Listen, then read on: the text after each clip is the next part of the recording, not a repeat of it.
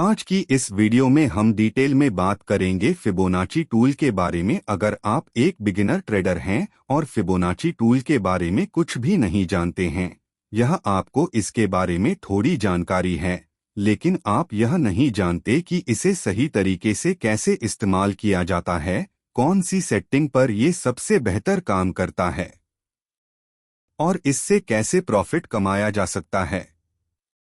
तो इस वीडियो को अंत तक जरूर देखें।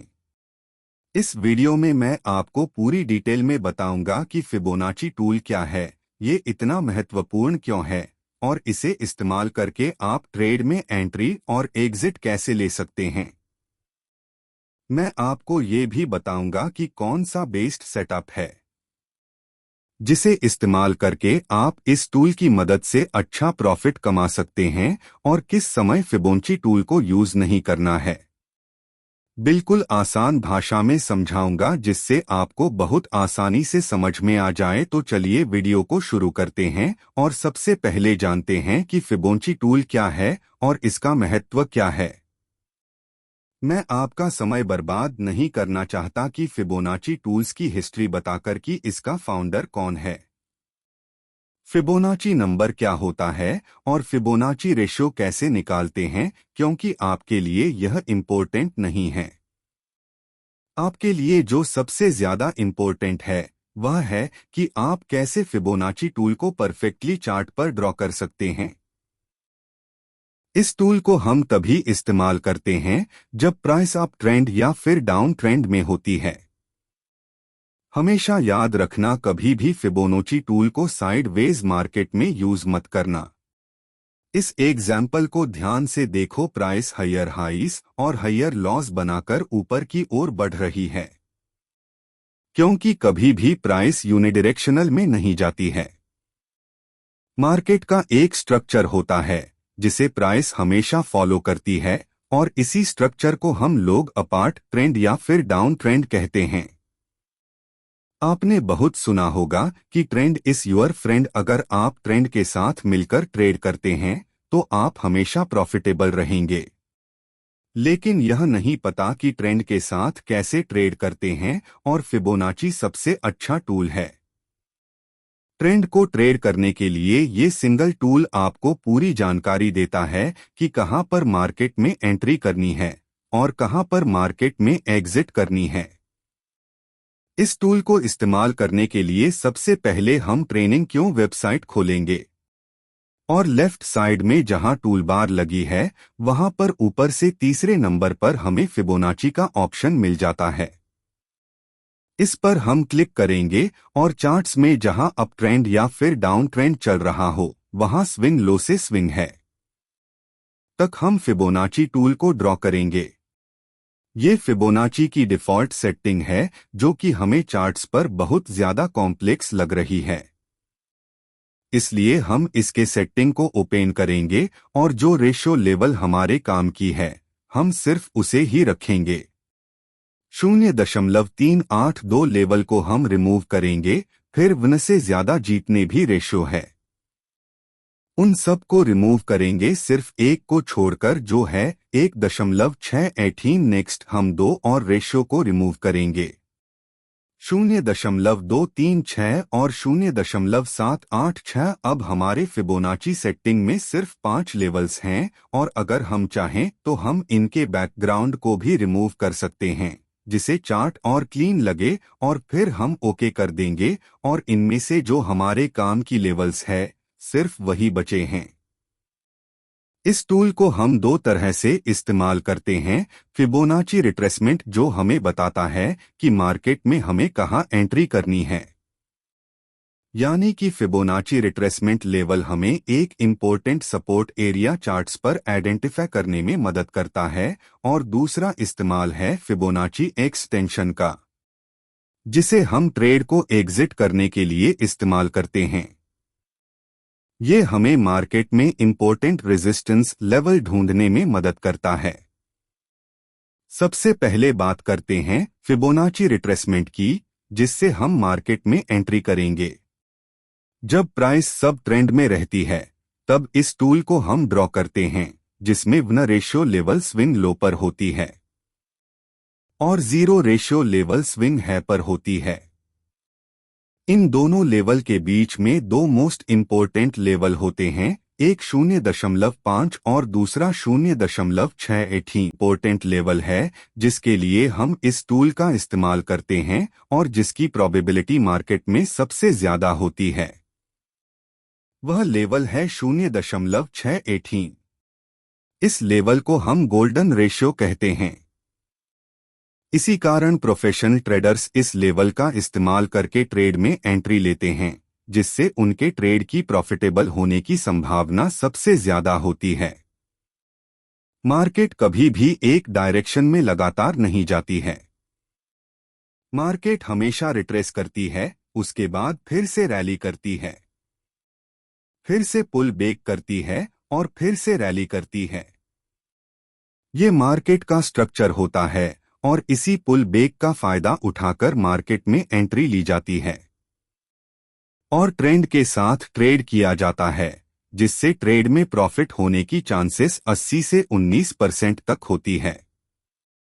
जब प्राइस रिट्रेस करके 0.5 और 0.6 लेवल के बीच में आती है और उस समय हमें कोई बुलिश सिग्नल मिलता है, जैसे बुलिश एंगुल्फिंग कैंडल्स पैटर्न या हैमर कैंडल पैटर्न, तब हम उस बुलिश कैंडल के ऊपर जब अगली कैंडल क्लोज होती है उस समय मार्केट में बाई पोजीशन बनाते हैं।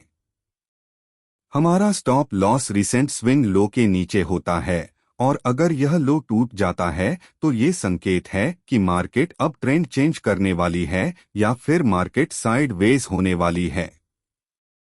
अब हमने ये पूरी तरह से जान लिया है कि फिबोनाची टूल को इस्तेमाल करके कैसे ट्रेड में एंट्री कर सकते हैं। आगे मैं बताऊंगा कि कौन से इंडिकेटर्स के साथ मिलाकर इस टूल को ट्रेड करना चाहिए ताकि आपको सबसे बेहतर रिजल्ट मिल सके। लेकिन उससे पहले जानते हैं कैसे हम इस टूल को इस्तेमाल करके परफेक्ट रेजिस्टेंस लेवल ढूंढ सकते हैं ताकि मार्केट रिवर्स होने से पहले अपनी पोजीशन को एग्जिट कर सकें। ऐसे लेवल को निकालने के लिए हमें प्राइस रिट्रेसमेंट पर फिबोनाची ड्रॉ करना पड़ता है। याद रखना, जब हम ट्रेड में एंट्री कर रहे थे तब हम मार्केट रैली पर फिबोनाची टूल को ड्रॉ कर रहे थे, लेकिन इस समय हम पुल बैक, जिसे हम रिट्रेसमेंट भी कहते हैं, पर है से लो तक फिबोनाची ड्रॉ करेंगे। इस उदाहरण में हमें इस लेवल से निचले लेवल तक फिबोनाची ड्रॉ करना है। इस बार वन रेशियो लेवल प्राइस के स्विंग है पर है और जीरो रेशियो लेवल प्राइस के स्विंग लो पर है। हमारा अल्टीमेट टारगेट है फिबोनाची एक्सटेंशन का 1.6 रेशियो लेवल जब भी प्राइस लेवल पर आती है तो वह रेजिस्टेंस की तरह काम करती है। हालांकि एक्सटेंशन लेवल की प्रोबेबिलिटी लगभग 25% के आसपास होती है, जिस कारण ज्यादातर ट्रेडर्स स्विंग है पर ही अपना प्रॉफिट बुक कर लेते हैं। लेकिन अगर आप चाहें तो इस लेवल पर 50% क्वांटिटी बुक कर सकते हैं और एक्सटेंशन लेवल पर 1.6 और 18 पर पूरी क्वांटिटी बुक कर सकते हैं, जिससे आपके प्रॉफिट बड़े साइज में होंगे। अब आपको पता चल गया है कि फिबोनाची रिट्रेसमेंट और फिबोनाची एक्सटेंशन के बारे में, जिससे आप मार्केट में परफेक्ट एंट्री और एग्जिट कर सकते हैं। लेकिन जैसा कि मैंने पहले बताया था, फिबोनाची टूल को अकेले यूज नहीं करना चाहिए। जब तक हम इसके साथ प्राइस एक्शन को नहीं जोड़ते तब तक यह टूल प्रॉफिटेबल नहीं हो सकता है। मैंने पिछली वीडियो में आपको थ्योरी के बारे में बताया था कि मार्केट का एक स्ट्रक्चर होता है। जब मार्केट अप ट्रेंड में होती है तो वह सिर्फ एक दिशा में ऊपर नहीं जाती है, पहले वह ऊपर जाती है, फिर थोड़ा सा रिट्रेस होकर नीचे आती है और फिर से ऊपर जाती है। यही मार्केट का स्ट्रक्चर होता है और इसी स्ट्रक्चर के साथ हम फिबोनाची टूल का इस्तेमाल करके ट्रेड में एंट्री और एग्जिट लेते हैं। चलिए इसे एक उदाहरण से समझते हैं। मान लीजिए ये हिंदुस्तान एरोनॉटिक्स लिमिटेड का चार्ट है।